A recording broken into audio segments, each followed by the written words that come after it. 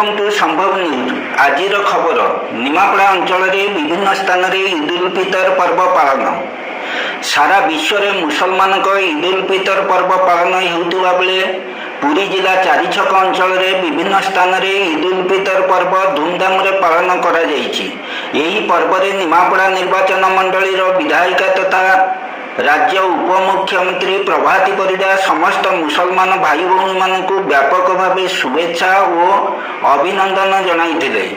यही पर्व में निमापड़ा ब्लॉक संसद प्रतिनिधि पूर्णचंद्र ओझा मुख्य अतिथि भाव जोगदे मुसलमान भाई भौणी मानक मध्य भावर आदान प्रदान करथिले।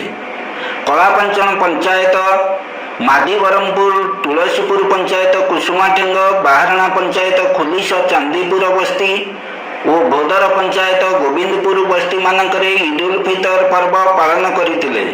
सकाळु स्नान करी नूतन वस्त्र परिधान करी मस्जिद अक्साठारे समूह एक होई पाठ पढ़िवा सहित विश्व सहित भारत वर्षर कल्याण उद्देश्य आल्लाहଙ୍କ पाखरे प्रार्थना करथिले। पर निज निज मध्य भावर आदान प्रदान अनुष्ठित होता। आज जो ईद पर्व पालन हो मुसलमान भाई भौणी मानकर समस्त भितर भाईचारा रहू, मानविकता रहू एवं परस्पर भितर सौहार्द वातावरण सृष्टि हो। तेणु ईद पर्व जो अल्लाह जो मुसलमान संप्रदाय गोटे एभली एक पर्व जहाद्वारा कि जेते शत्रु हो मित्र हो समस्ते आज दिन में परस्पर को कांध मिलाई हाथ को हाथ मिलाई भाईचारा सृष्टि करथांती। एवं यह द्वारा कौन हुए ना ये पर्व मन पकई दिए जे मनुष्य भितर शत्रुता नहीं।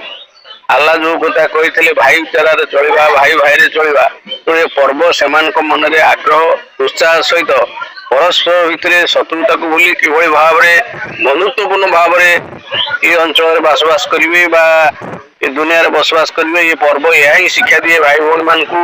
इवन कि प्रत्येक संप्रदाय भी जानती जे ईद पर्व में मुसलमान भाई भौणी मानकर जो भाईचारा जो संपर्क ताको अधिक मजबूत करने ये ईद पर्व मन पकई दिए प्रभु अल्लाह से जो बाणी।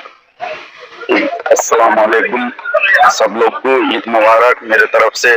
और हमारे हिंदू मुस्लिम और भाई सब एक साथ में ईद मुबारक का नमाज पढ़े और सब कुछ भाईचारा के जैसा हम लोग चल रहे हैं। और हमारा जिला परिषद जो आए थे और हमारे साथ नमाज का साथ में सहयोग करें और हमारा जो हिंदुस्तान में भाईचारा बनते इसे हमेशा रहे। अल्हम्दुलिल्लाह हम लोग जो है इस नीति नियम को जो है इस तरीके से हमारा पूर्व पुरुष और हमारे नबी का दौर से हम लोग इसको गुजरते आ रहे हैं। और ये ईद उल फितर की नमाज है, हम लोग जो है इसको सही तौर पर अल्हम्दुलिल्लाह यहाँ जो है हम लोग अदा भी किए हैं। और इसी नमाज को अदा करके उठने के बाद अल्लाह का लाख लाख शुक्र है, हम अल्लाह के बारगाह इलाही में जो है दुआ भी की है और सारे लोगों का खुशी भी हम लोग पाए हैं अल्हम्दुलिल्लाह। मोर समस्त हिंदू भाई भौणी मानक आम देशवासी मान आम तो ईद मुबारक। और आम ये समस्त एकत्रित होकर समस्ते हिंदू मुस्लिम भाईचारा आम रोचे आम समस्ते आसी आम जिला परिषद को डाक समस्ते एक सांगे ईद पालन कलु। आम सारा विश्व काम सुख शांति प्रार्थना कलु, आम देश भी आम प्रार्थना कलु जमी आम देश सारा भारत वर्ष भाईचारा रहू। आम समस्ते मिलमिश जमी पूर्व पुरुष रही आसते सेमती रही आम ठाकुर पाखे आम प्रार्थना कलु अल्लाह पाखे। आ समस्त मो तरफ ईद मुबारक और भगवान समस्त एमती खुशी खुशी रखु और आम मान एमती भाईचारा मिलमिश रहा शांति और सुखरे समस्त आज सबसे बड़ा खुशी का दिन है, ईद मुबारक है।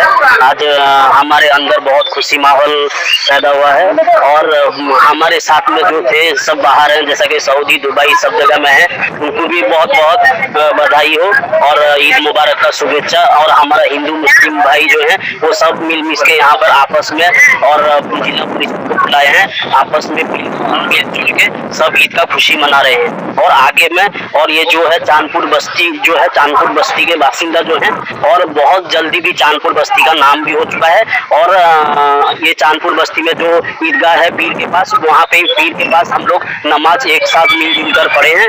और बहुत खुशी का दिन है आज सबको सबके घर में मिठाई बिरयानी सब, आज बहुत खुशी का दिन है, त्योहार के जैसा मनाया जा रहा है। और कुछ नहीं बोलूंगा, तो उससे ज्यादा कुछ नहीं बोलूंगा। सबको बहुत बहुत मुबारक हो ईद का।